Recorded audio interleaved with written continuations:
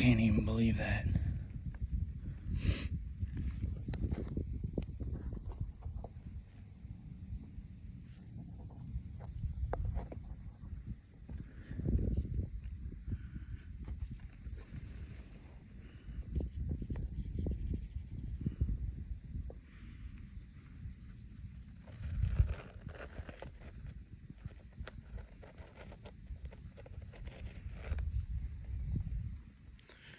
Oh my God. What?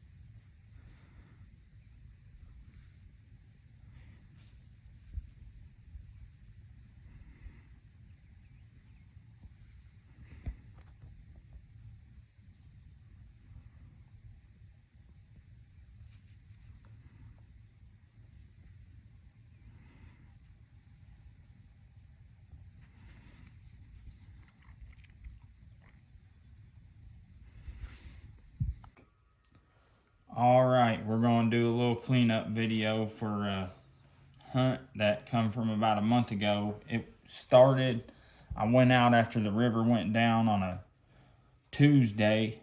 The river had been up about 45 foot and came down.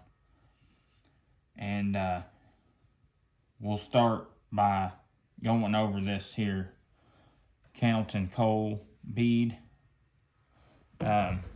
This was found on the riverbank. It's made out of a certain type of coal, cannel coal, and this is actually a chunk of that coal right here that come out of the same site. I figured I'd just grab that too, something to carry around. But anyway, I went out, I found this point first, just a little Adena or something, Robbins point. Was glad to have it. I didn't know I was going to run into so much more stuff. I ran into this blade. You'll see in the video. I saw it in the mud. I didn't know what it was. It was on the high bank, but it's got that banding and those blue inclusions on it. It's made of hornstone, but pretty sweet little blade. This blade was found right next to that one, along with this here drill. So maybe it was like a tool cache, I don't know.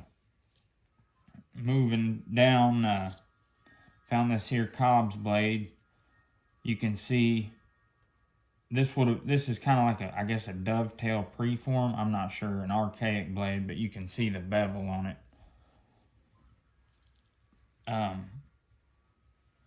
Let's see here. This right here is a pretty good little Matanzas or a Brewerton.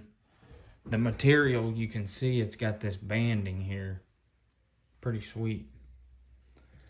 Little black scraper.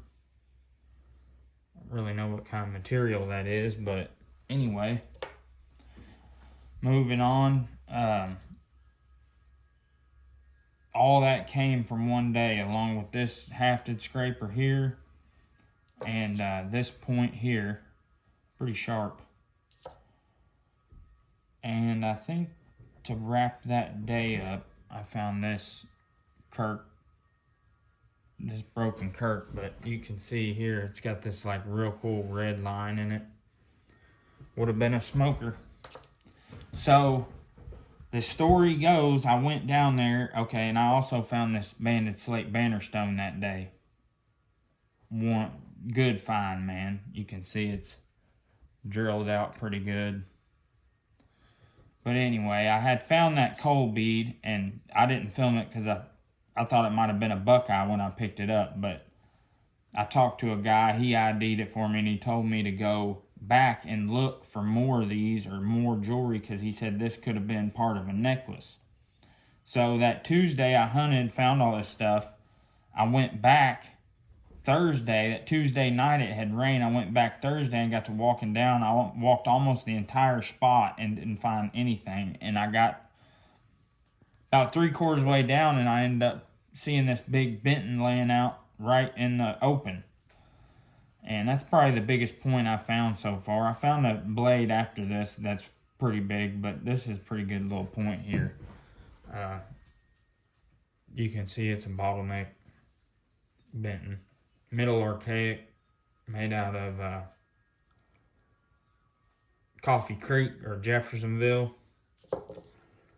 And I also found this Matanzas dark point and this very odd archaic bifurcate. I would say it's probably middle archaic. It's got that thinning strike that and it's found around a lot of this Benton stuff. But yeah, that's a good point right there. You'll see it in the video. I've been having trouble getting it over to be able to put it in a video. I've been having a lot of trouble with the video I recorded. But I also wanted to recommend this book here, Empire of the Summer Moon. It's about the Comanche Indians and the Texans, and it goes all through all different types of historical accounts and everything, but it ends talking about this guy, Quanah Parker, and he is a bad-ass dude, really. All the Comanches were badasses and were probably the best mounted warriors ever. And the westward expansion of Europeans, they really had a lot of trouble out of these Comanches, and I think it's one of the best books I've ever read. So check it out. But yeah, the guy was on Joe Rogan too a couple years ago, so you can watch him talk on Joe Rogan. But yeah, finally getting this cleanup video put together, so we'll get it out there. Thanks.